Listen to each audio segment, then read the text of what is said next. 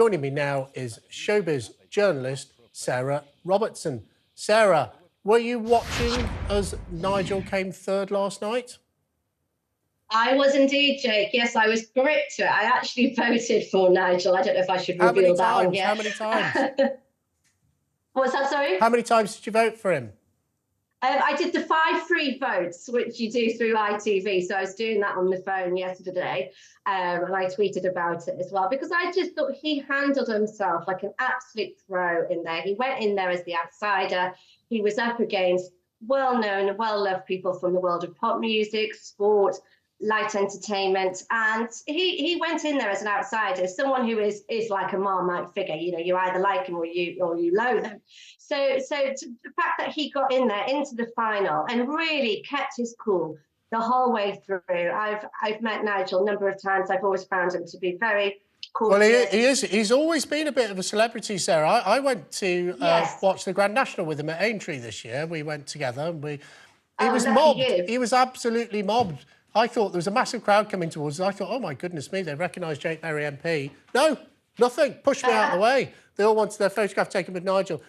But it is always the bridesmaid, never the bride, though, Nigel Farage, isn't it? He stood for election 7 times, never won, not won the jungle, came out the same as Matt Hancock. But we can't just talk about third place Nigel. What about the winner? Sam Thompson, well, I just wanted to made in Chelsea. You there and what you...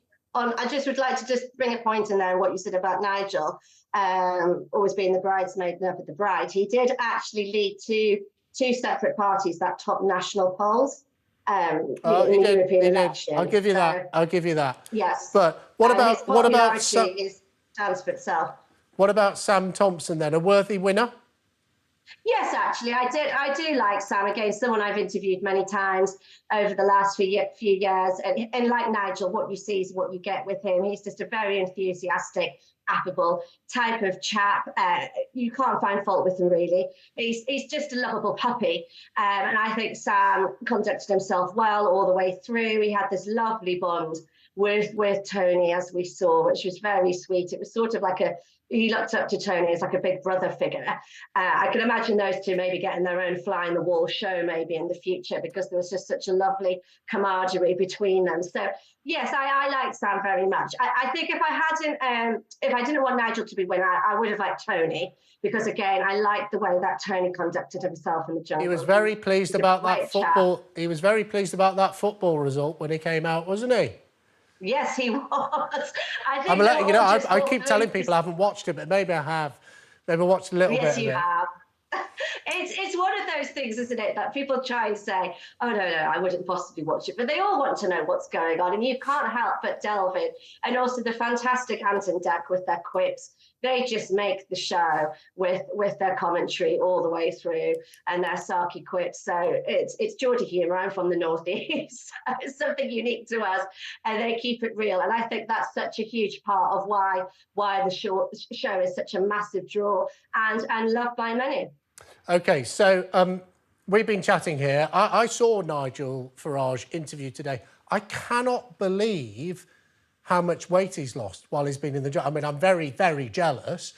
I can't believe how much weight he's lost. I mean, they really put themselves through it, don't they? I mean, he must have lost at least 1 stone to look at him while he's been in there. This isn't put on for the cameras. This is real. This is hunger, misery and wet, isn't it? Yeah, so I don't think Nigel had a great deal of weight to lose with. He is on quite the slight side as a man goes. You know, he's not a great big fella to start with. But I remember speaking to Linda Robson, who was I'm a Celebrity campmate many years ago, and she told me, she said, it is the best diet in the world. If you need to lose weight, you go on I'm a Celebrity, get me out of here, because you end up losing a good stone or 2, and she says it just falls off because you're not in your normal eating patterns. There's no, you know, sneaking off to the fridge or the snack cupboard and getting out a chocolate biscuit or something, which as I think as people do subconsciously without realizing, all of those extra calories we consume every day are gone. They're taken away from you. And also, if you don't like the food, and the food really is not good in there, you're kind of stuck. You're just sort of living off rice and beans. And substance is that's all there is, and fresh air and plenty of water. So it is really a kind of fat farm in a way without realizing. And also, if you are active, you know, if you are getting involved in the challenges, and I think the adrenaline as well pumps up that metabolism. So there's nobody goes on I'm a Celebrity and comes out fatter than when they went in. That would be an impossibility unless you've had some sort of medical problem. Everybody who goes in there loses weight. But because Nigel wasn't a big fella to start with, you know, the likes of, say, Tony, who's a big, strong, strapping lad, Nigel didn't have a lot of weight to lose. So that's why he looks gaunt when you're looking at him. But I think, you know, a few pints, he's already had his first pint. I saw him today talking to Anthony Deck when they did their live video this morning. He looked in fantastic spirits. He was even hugging Fred. Him and Fred looked very friendly, like they were getting on very well outside of the camp. Who would have thought it? And likely friends after all of this. And Nella, who I think also did have sneaking respect and admiration for Nigel. Deep down, she sort of understood what Nigel was saying.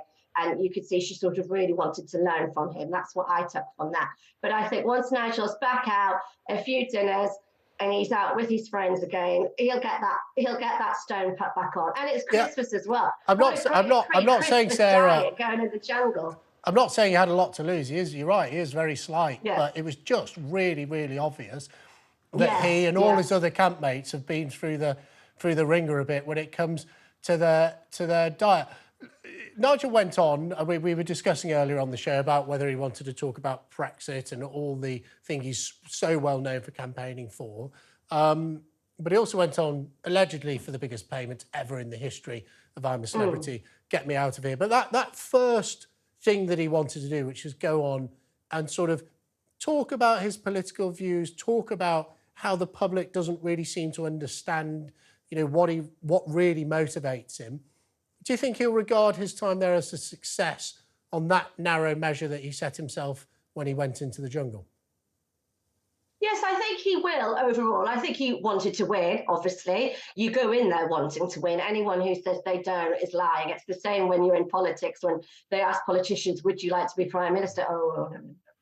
I think our Prime Minister's doing a very good job. They're all lying. They all want to be PM. It's only natural. And of course, Nigel went in there. And we saw at the beginning of the show, he said to Grace Dent, oh, I want to do the trials. You get more airtime that way. So he did go in there wanting to win. But he's happy, I think, to come third.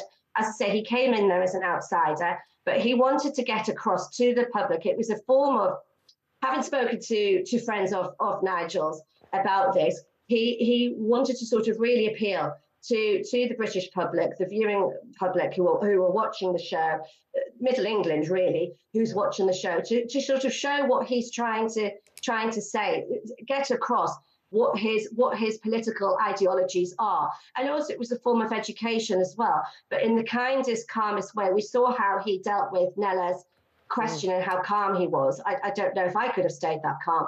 I know certainly your colleague Julia Hartley-Brewer would not have been able to have stayed that calm when faced with some of the things Nella was saying. So much. I think Nigel Farage has got a bit of a super fan in you, but thank you for coming on and talking to us today. Really, really interesting.